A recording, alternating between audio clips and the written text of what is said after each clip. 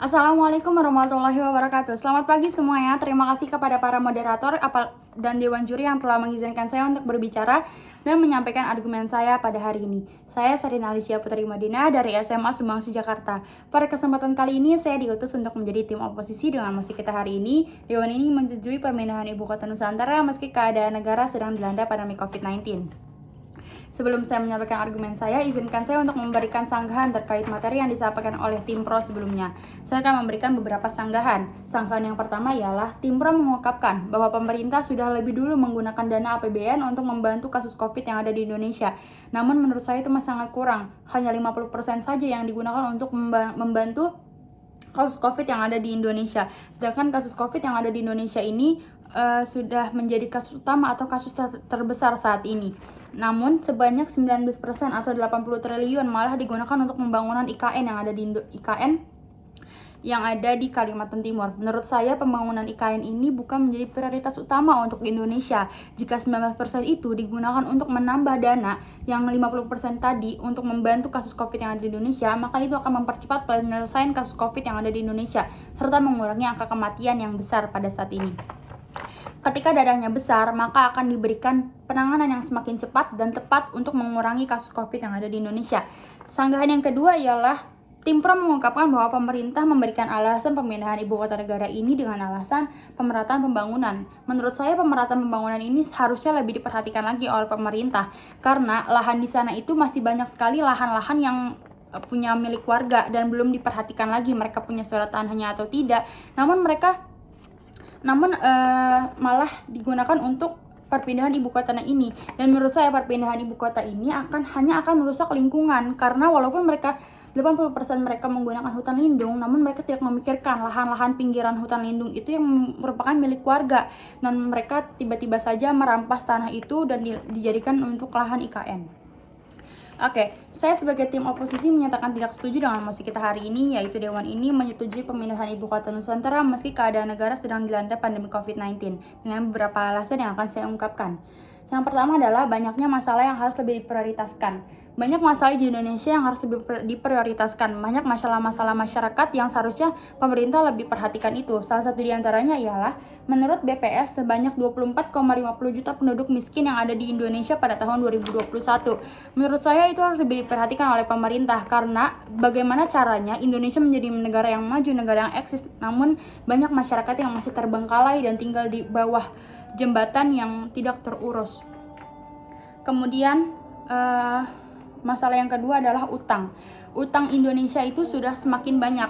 Menurut Pikiran Rakyat pada tanggal 24 Januari tahun 2022 sebanyak 6.687,28 triliun utang pemerintah. Seharusnya pemerintah lebih memperhatikan hal tersebut. Perpindahan IKN ini membutuhkan banyak uang. Menurut data dibutuhkan 466 triliun, yang mana perpindahan itu jika dipaksa berpindah sekarang maka hanya akan menambah utang negara. Bagaimana caranya Indonesia dikenal sebagai negara yang aktif, negara yang eksis jika memiliki banyak utang? Kemudian alasan yang kedua yaitu berdampak negatif untuk masyarakat di sana. Masyarakat di sana memiliki mata pencaharian utama itu di hutan. Mereka berkebun, bercocok tanam, dan lain-lain sebagainya. Namun jika hutan digunakan untuk pembangunan lahan IKN, maka tidak ada lagi mata pencaharian utama mereka. Maka itu akan membuat ekonomi mereka semakin turun. Ekonomi hanya akan meningkat untuk orang-orang freelance yang ada datang dari Jakarta. Namun pendidikan yang ada di sana kan tidak setara dengan pendidikan yang ada di Jakarta. Jika hanya untuk memindahkan gedung, maka yang akan bekerja ya hanya masyarakat-masyarakat yang dari Jakarta pindah ke Kalimantan Timur, dan masyarakat-masyarakat yang ada di Kalimantan Timur malah akan semakin terjepit dan tidak terlihat karena pendidikannya tidak setara.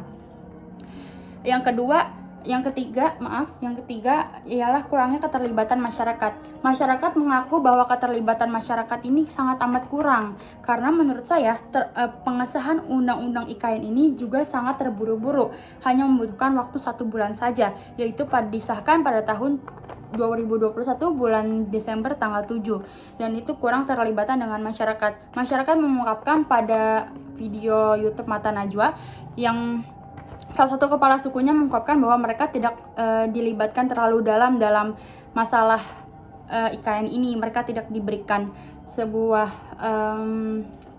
kepastian untuk apa yang akan terjadi kepada mereka beberapa tahun lagi.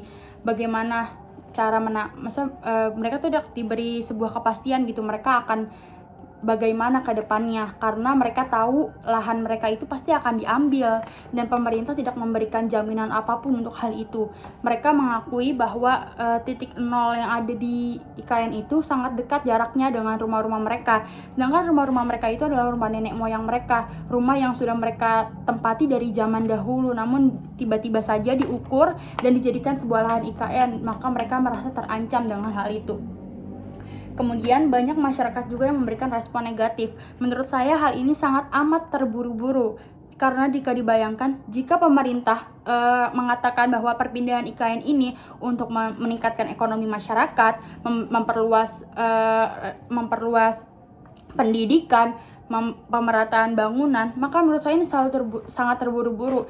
Jika memang ingin meningkatkan kualitas masyarakat yang ada di Kalimantan Timur atau masyarakat yang ada di Kalimantan Barat dan lain sebagainya, maka pemerintah juga harus memikirkan pendidikan mereka. Bagaimana jika nantinya penduduk-penduduk yang di sana itu merasa tidak mendapatkan persaingan yang setara karena mereka bersaing dengan masyarakat-masyarakat dari Jakarta, masyarakat-masyarakat dari Pulau Jawa, Pulau Bali yang mendapatkan pendidikan yang tinggi, S1, S2, S3 dan lainnya yang datang ke Kalimantan Timur untuk mencari pekerjaan. Mereka akan kalah, mereka tidak mendapatkan pendidikan yang sama dengan mereka yang datang dari DKI Jakarta ataupun Pulau Jawa yang mendapatkan pendidikan yang tinggi.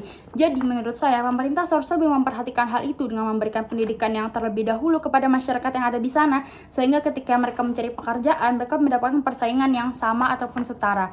Itu saja yang dapat saya sampaikan, kurang lebihnya mohon maaf. Terima kasih. Wassalamualaikum warahmatullahi wabarakatuh.